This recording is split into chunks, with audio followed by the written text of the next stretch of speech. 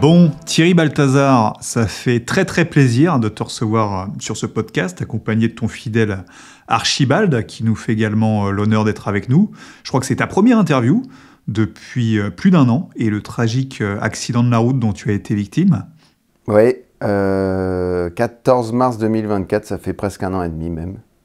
Tu avais perdu le contrôle de ta voiture et tu avais percuté de plein fouet un véhicule qui arrivait en face de toi, un véhicule avec 4 personnes à bord, 2 petites filles qui sont décédées, ainsi que leur père. Mais heureusement, la mère a miraculeusement survécu. Elle est sortie de l'hôpital, ouais. Oh, la chance! Et on le dit, pour vous, hein, ça peut paraître con, mais pensez à mettre votre ceinture en voiture, c'est hyper important quand on prend la voiture. Et d'ailleurs, j'en profite pour vous rappeler que vous pouvez aussi nous écouter via tout ce qui est autoradio quand vous êtes en voiture avec le système de podcast via Spotify, Apple Podcast, Deezer ou Marmiton. Et comme ça, en fait, le son est transmis dans les enceintes qui se trouvent dans votre voiture. Et comme ça, vous nous entendez parler en roulant, et c'est vachement sympa. Vous tenez le volant, et pendant que votre voiture elle est en train d'avancer, on a nos voix qui sont dans votre habitacle, et c'est quand même vachement sympa. Bon, Thierry Balthazar, en parlant de voiture, on va revenir rapidement sur l'accident et sur ses conséquences, mais si tu es là ce soir, c'est surtout pour nous parler de ton nouveau spectacle après cette longue absence. Ah bah c'est pas trop tard, je suis là pour la promo, moi. T'as peut-être d'abord un petit mot pour commencer pour la famille décédée dans l'accident? Ah bah oui, je suis désolé. Parfois Thierry, je fais des bêtises. Et sachez que je l'ai bien grondé quand j'ai su que vous étiez rentré dedans en voiture.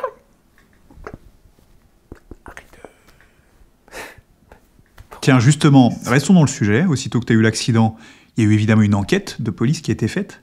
Et ils ont fait ce qu'on appelle des prélèvements sanguins pour savoir si tu avais pu consommer des drogues avant de prendre le volant. Et les résultats de ces examens ont révélé que tu avais consommé de la cocaïne. On a dit que tu avais menti lors de ta garde à vue, que tu avais dit aux gendarmes que tu n'avais rien consommé, alors qu'en fait, tu avais tapé un petit peu. Mais bon, on sait qu'en province, les gens ont tendance à vraiment à prendre mot pour mot tout ce que tu leur dis. Ils accordent énormément d'importance à ce qui est dit. Comme on dit là-bas, un sou est un sou. Donc évidemment, on sait comment fonctionne le système médiatique. On a dit dans la presse que ton accident avait été causé par la coke, que tu avais consommé avant de prendre le volant, alors qu'on sait tous que par définition, un accident de la route est causé par énormément de facteurs, comme la fatigue, la météo, le stress, ou encore un mauvais entretien du véhicule. Oui, bah les gens ont tendance à incriminer la coke, souvent par méconnaissance du produit. Hein. C'est un produit qui fait beaucoup fantasmer, notamment, surtout en province, quoi. Alors que finalement, c'est un simple stimulant qui, consommé de façon responsable, ne présente pas particulièrement de danger.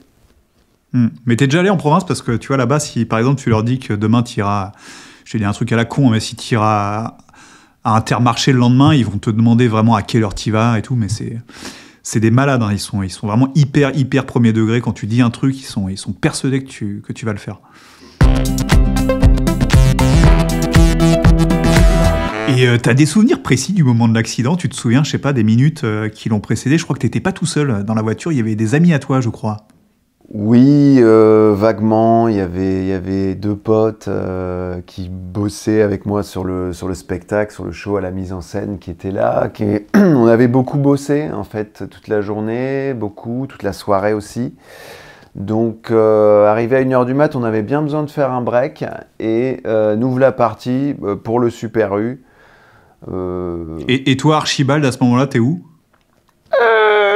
Moi j'étais à l'arrière avec les 2 gros messieurs très musclés. Et t'as dû avoir très peur, toi aussi, Archibald? Non, parce que le monsieur, il me tenait très fort. Mais j'ai fait un sacré roulé-boulé, quand même.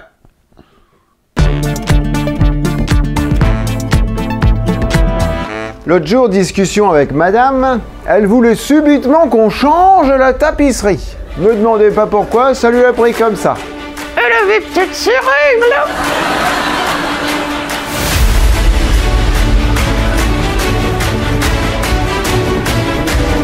Oh, oh. Alors comme vous le savez, moi j'ai eu un accident de voiture où j'ai tué 3 personnes, mais ce qui me fait marrer avec les voitures, c'est les gens qui disent « je vais faire de l'essence ».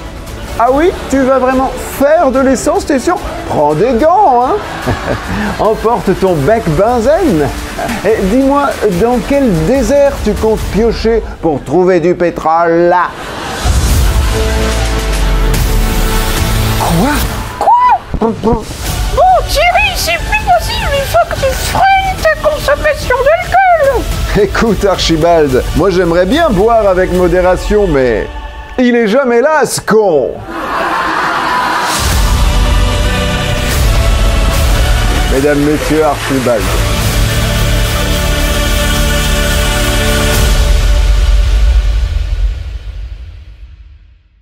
Extrait de ton spectacle Attachez vos ceintures, tu seras au Zénith de Lille les 13 et 14 octobre et tu seras aussi au Marrakech du Rire le 5 janvier. Et donc la suite, c'est quoi? Il y a un procès peut-être qui a eu lieu ou qui va avoir lieu? Oui, le procès, c'est prévu pour... Ouais, je m'y perds, moi, avec toutes ces dates à la con. Non. 27 octobre, ouais, c'est ça. À Bobigny. Et tu seras aussi sur France 3 samedi soir dans un très chouette film, très sympa, avec plein de gens qu'on aime bien. Ça s'appelle Meurtre à Châteauroux, avec notamment Sonia Roland, Bruno Solo, Isabelle Morini-Bosque et aussi Jordan Deluxe, qui est absolument bluffant, en commandant du GIGN. Samedi soir, le commissaire Balthazar est de retour. Et pas pour faire du social.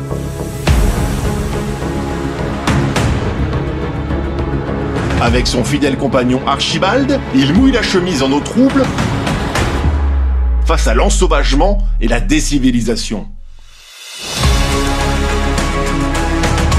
Les criminels vont devoir sortir les rames pour ne pas se retrouver pris dans les filets de notre belle police. C'est un passant qui l'a découverte ce matin. D'après le légiste, la victime serait décédée depuis une quinzaine d'heures.